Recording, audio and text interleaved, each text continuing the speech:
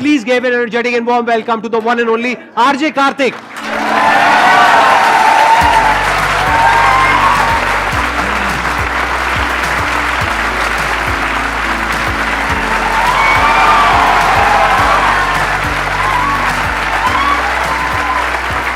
Please, right here.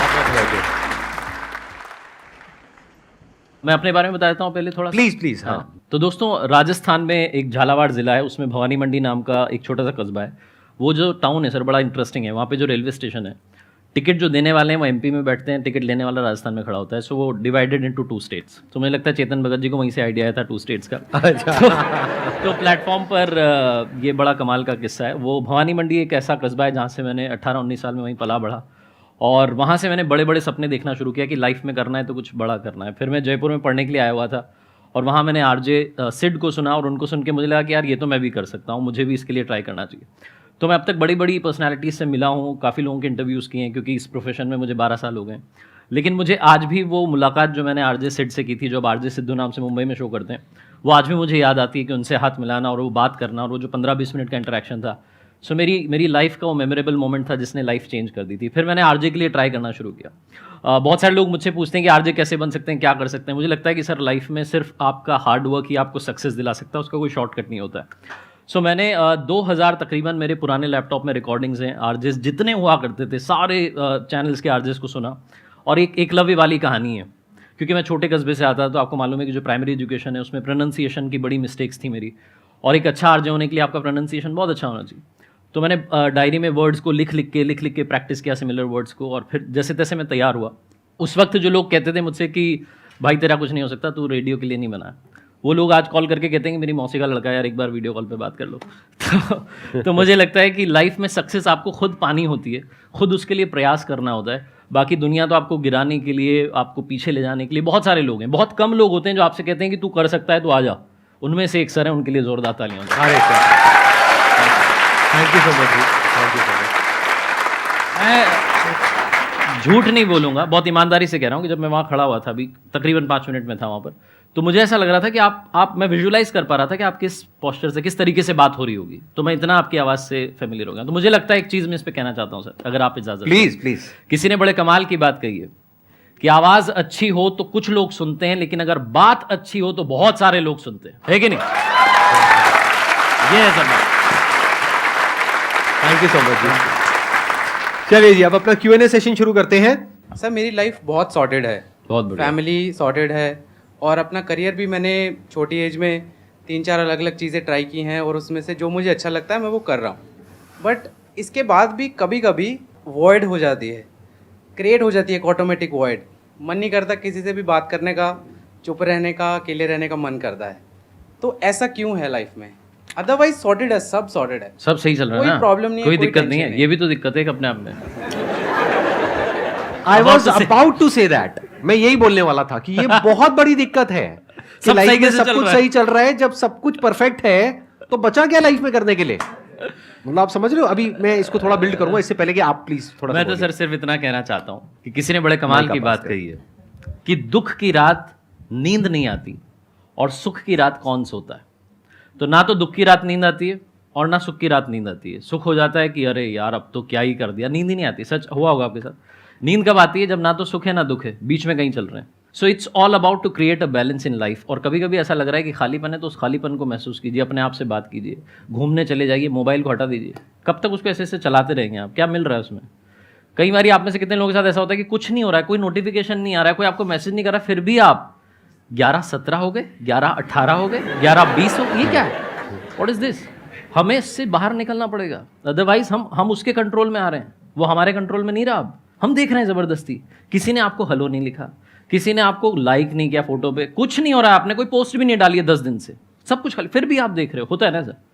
तो हमें उससे समय निकाल के अपने लिए समय निकालना चाहिए। कभी आपको ऐसा लग रहा है कि आपकी ज़िंदगी में ऐसा समय आ गया कि अब बिल्कुल खालीपन है, तो अपनी आत्मा से बात कीजिए। मुझे लगता है कि आप अपने आप के बहुत करीब जाएंगे। वो ऐसा समय है जब आपको वो जो ऊपर वाला अपने पास बुला रहा है कि कुछ समय मेरे लिए भी निकाल, सब कुछ तो तुझे दे दिया है। आप कह रहे हैं ना आपको सब कुछ मिल गया है, सब सॉर्टेड है, तो फिर उनके लिए कुछ हो जाए, ऐसा मुझे लगता है।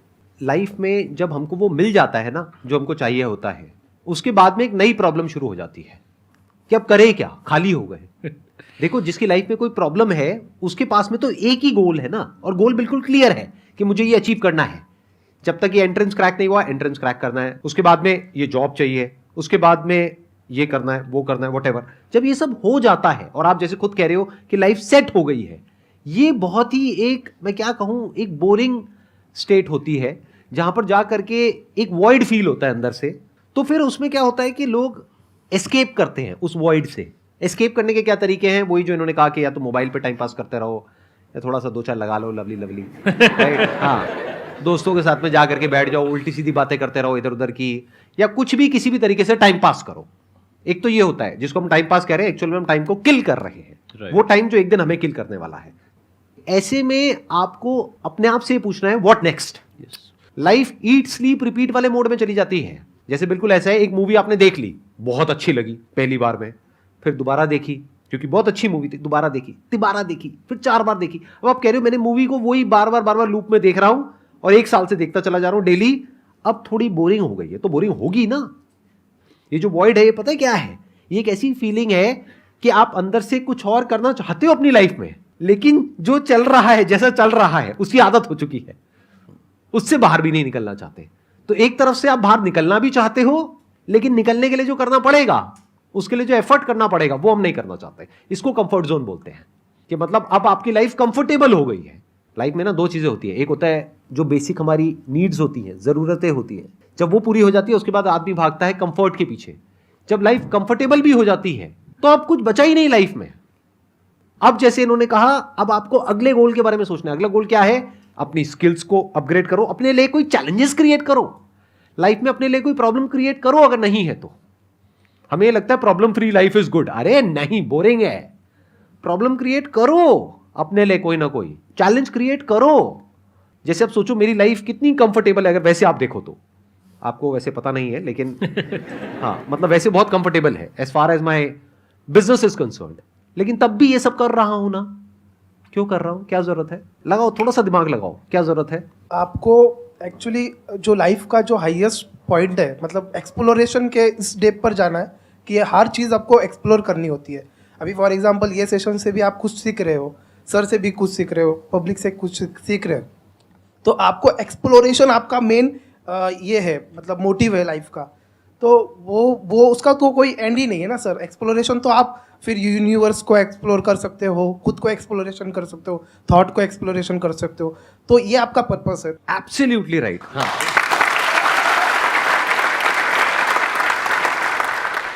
एक्सप्लोर करने में, नई नई चीजों को, नई नई जगहों को, नई नई चीजों को मजा आता है ना। मानो यूनिवर्स है, उसको आपको एक्सप्लोर करने का मौका मिल रहा है, मजा आएगा या नहीं आएगा? या एक कंफर्टेबल सी लाइफ आपको दे दी जाए जहां पे आपको जितना पैसा चाहिए उतना पैसा मिल गया, एक टीवी मिल गया, मोबाइल मिल गया, एक गाड़ी मिल गई, घर मिल गया, और वहां पर आप बैठे हो और अपना वही रूटीन चलता चला जा रहा है, उसमें मजा आएगा? या एक्सप्लोर कर रहे हो पूरी दुनिया को, पूरे यूनिवर्स को? That is option number 1। एक और ऑप्शन है, वो क्या है? आप पूरी दुनिया को एक्सप्लोर नहीं कर रहे हो, क्योंकि दुनिया को एक्सप्लोर करने में बहुत एफर्ट करना पड़ेगा। आप यहां जाओगे, वहां जाओगे, और दुनिया इतनी बड़ी है कि आपकी लाइफ छोटी पड़ जाएगी। दूसरा भी एक तरीका है, वो क्या है? आप खुद को एक्सप्लोर कर रहे हो। खुद में कितना कुछ है, हमारी जो बॉडी है, माइंड है, जो भी फैकल्टीज है of expressing ourselves in different ways, उसकी क्या लिमिट है? और अगर आप उसको एक्सप्लोर करने लग जाओ तो आप कहां तक जा सकते हो? मतलब आपकी अपनी जो कैपेबिलिटीज है, ये बॉडी को देखो एक इंस्ट्रूमेंट की तरह। जैसे गाड़ी एक इंस्ट्रूमेंट है ना, तो गाड़ी की एक लिमिट को हम एक्सप्लोर कर रहे हैं, तो गाड़ी की तो फिर भी एक लिमिट है, वहां पे दिख जाती है, स्पीडोमीटर में दिख जाती है कि ये लिमिट है, मैक्सिमम लिमिट है। हमारी लिमिट क्या है? इस इंस्ट्रूमेंट की लिमिट क्या है? बॉडी की लिमिट क्या है? माइंड की क्या है? इंटेलेक्ट की क्या है? लिमिटलेस। ये सिर्फ बोलने के लिए नहीं है, एक्चुअल में लिमिटलेस है। और अगर आप अभी एक्चुअल में स्पिरिचुअलिटी का मतलब समझ गए ना, कभी एक्चुअल में अगर अपने आप से क्वेश्चन पूछो, what is spirituality, not how to be spiritual. हम ज्यादातर हाउ टू में जाकर के अटक जाते हैं, फिर कोई हमको मेथड दे देता है, फॉर्मूला दे देता है, टेक्निक दे देता है, उसको हम फॉलो करते हैं, पैटर्न में घूम जाते हैं। नहीं, ask yourself what is spirituality. इतने स्क्रिप्चर्स लिखे हैं तो कुछ तो वहां पे सच होगा ना। Let me find out. और सच 2 तरीके का होता है, एक दुनिया के बारे में, एक खुद के बारे में।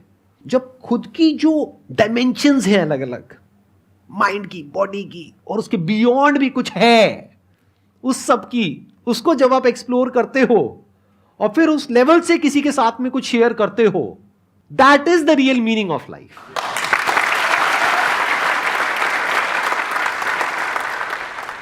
सर मेरा क्वेश्चन ये है like when you are moving towards a path there are points कि आपको फीडबैक मिलता है, नेगेटिव फीडबैक होता है या सीनियर ने कुछ बोल दिया in job, then you feel down and those words affect you a lot. काफ़ी लोग ऐसे भी होते हैं जो ज़बरदस्ती आपके पीछे पड़े होते हैं, जिनको इस बात से ही चिंता है कि ये वहाँ कैसे पहुँच गया, संदीप सर से कैसे मिल लिया. भगवान गौतम बुद्ध की एक कहानी है, वो अपने शिष्य आनंद जो उनके सबसे प्रिय शिष्य थे, उनके साथ में एक बार जा रहे थे. सुनाता हूँ सर अगर आप कहें तो. प्लीज मेरे को मजा आ रहा है. हाँ. तो भगवान गौतम बुद्ध अपने प्रिय शिष्य आनंद के साथ में जा रहे थे और एक गांव से गांव दूसरे गांव जाते रहते थे. रोज़ उनका रूटीन था, प्रवचन करते थे. तो जब वो जा रहे थे तो उन्हें रास्ते में काफ़ी देर से चल रहे थे, आनंद थक चुके थे, उन्हें लग रहा था अब रुक जाना चाहिए, ये चलाए जा रहे हैं. जैसे मान लीजिए मेरे बॉस हैं, ये गुरु हैं, तो ये चलाए जा रहे हैं, मैं आनंद हूँ, मुझे लग रहा है कि क्या हो रहा है. तो एक व्यक्ति मिले, खेत में काम कर रहे थे, किसान थे. तो उनसे पूछा कि वो गाँव कितनी दूर है. उन्होंने कहा बस आने वाला है, 2 मील दूर है. तो उन्होंने कहा ठीक है. चलने लगे. वो आ ही नहीं रहा था. आनंद को भी लग रहा था कि 2 मील तो निकल गए आराम से, जितना कैलकुलेट कर पा रहा हूँ. फिर एक महिला दिखी जो लकड़ी उठा करके जा रही थी, तो उनसे पूछा कि माता जी गाँव कितना दूर. उन्होंने कहा अरे बेटा बस पहुँच गए, आने ही वाला है. फिर चलने लगे. आनंद को लग रहा था गुरुजी कह रहे हैं तो चलना ही है. फिर तीसरे सज्जन मिले. जब उनको कोई मिल रहा था तो भगवान गौतम बुद्ध उसको देख के मुस्कुरा रहे थे और वो भी उनको देख के मुस्कुरा रहा था. तीसरे वाले मिले तो उन्होंने भी कहा बस आने ही वाला है, आप पहुँच गए. अब की बार आनंद का दिमाग खराब हो गया. उन्होंने झोला उठा के नीचे पटका, बोले गुरुजी बहुत हो गया, और ये क्या चल रहा है कि आप मतलब मैं आपका बहुत सम्मान करता हूँ लेकिन आप बार बार हंस रहे हो. बोले आनंद वो गांव दूर है, वो 20 मील दूर है, लेकिन ये जो 3 लोग मिले इन्होंने हमें 6 मील तक तो पहुंचा दिया. इन तीनों का शुक्रिया कि इन्होंने हमें कहा, इनका धन्यवाद कि आने वाला है. इसी चक्कर में हम 6 मील चलाए, तुम्हें पता भी नहीं चला. सो लाइफ में ऐसे लोग बहुत कम हैं जो आपको इस तरीके से आगे खींच रहे हैं, आगे बढ़ा रहे हैं. ऐसे लोग ज़्यादा है जो टांग खींच रहे हैं. मुझे लगता है किसी ने बड़े कमाल की बात कही है कि लोगों की टांग खींचने के बजाय उनका हाथ खींचना चाहिए ताकि हम उन्हें आगे बढ़ा पाएं. तो ऐसे लोगों के संपर्क में बहुत बढ़िया. और जो आपके पीछे पड़े हुए हैं, जिनको इस बात से दिक्कत है कि इसको जॉब कैसे मिल गई है, इसको कैसे तो भी इसका माइंड खराब करना है, ऐसे लोग हमारे आसपास होते हैं, मानो या ना मानो बहुत सारे लोग हैं. तू क्यों चला गया वहाँ सेशन में, क्या मिल गया तुझे, ऐसे दोस्त आपके भी होंगे ना. आप बताओगे अभी शाम को कि संदीप सर से मिला था, आरजे कार्तिक आए थे, क्या चला गया, क्या कर लिया तूने, राइट. ऐसे लोगों के लिए सर किसी ने बड़े कमाल की बात कही है कि लोगों की बातों को दिल से मत लगाना. लोग तो अमरूद खरीदने से पहले पूछते हैं कि मीठे हैं ना, और बाद में नमक लगा के खाते हैं. बहुत बढ़िया. लोग तो ऐसे होते हैं. तो आप ज़्यादा चक्कर में मत रहिए, आप बहुत अच्छा कर रही हैं. आप जैसा सर ने बताया कि ये जो हमारी शरीर की जो यात्रा ये अनंत है, हम कहीं भी पहुंच सकते हैं, कुछ भी कर सकते हैं. तो आप उनका लोड मत लीजिए. आप ये सोचिए कि मैं अच्छी हूँ, अच्छा करूँगी. जहाँ आपको लगता है कि सही बात बोली उसको नोट डाउन कर लीजिए कि यहाँ मेरे फायदे की है. जहाँ आपको लगता है कि ज़बरदस्ती बोली गई है तो उसको अवॉइड कर दीजिए. इग्नोर का बटन बहुत आसान होता है, उसको दबाते चलिए, अच्छा रहेगा. बाकी सर ऐड करें. मैं थोड़ा सा यहाँ पे ऐड करूंगा. एक पॉइंट तक आप उनको इग्नोर कर सकते हैं जब तक कि वो आपके काम के बारे में बात कर रहे हैं. But once it gets personal, दोनों में बड़ा फर्क होता है. एक है आपके काम को क्रिटिसाइज करना, एक है आपके बारे में कुछ ऐसा बोलना जिसकी वजह से आपकी सेल्फ एस्टीम हर्ट होती है. There you have to take a stand. But at times you feel that if they are your family, you feel that you are disrespecting them if you are like replying back to them. कोई भी आपको criticise कर रहा है तो जरूरी नहीं है वो आपका दुश्मन है, हो सकता है वो आपका दोस्त है. इनफैक्ट दोस्त ही क्रिटिसाइज करते हैं जो अपने होते हैं. वही तो आपको बताएंगे ना अब आप गलत ट्रैक पे हो या आप सही नहीं कर रहे हो, आप गलत कर रहे हो. जैसे कस्टमर्स है वो क्रिटिसाइज करते हैं हमारे प्रोडक्ट को, सर्विसेज को, वो बोलते हैं नहीं इसमें ये खराब है वो खराब है, तो वो कोई दुश्मन थोड़ी ना हो गए. लेकिन अगर कोई आपकी सेल्फ एस्टीम को, सेल्फ रिस्पेक्ट को हर्ट कर रहा है, there you have to take a stand. मेरी एक लाइन है जो मैंने अपने कई सेशंस में अलग अलग बार बोली है, अलग अलग तरीके से. आज एक बार फिर रिपीट कर देता हूं उस चीज को. आपको लाइफ में पावरफुल बनना है, इसलिए नहीं कि आपको पावरफुल बन करके किसी का टॉर्चर करना है या किसी को दबाना है. आपको पावरफुल बनना है ताकि ये दुनिया आपका टॉर्चर ना कर सके. क्या बात.